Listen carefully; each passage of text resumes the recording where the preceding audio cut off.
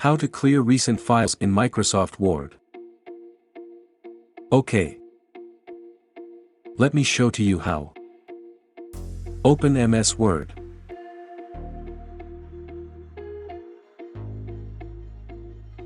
Here you can see I have recent files. So to remove this, you can right-click on individual file and then select Remove from the list.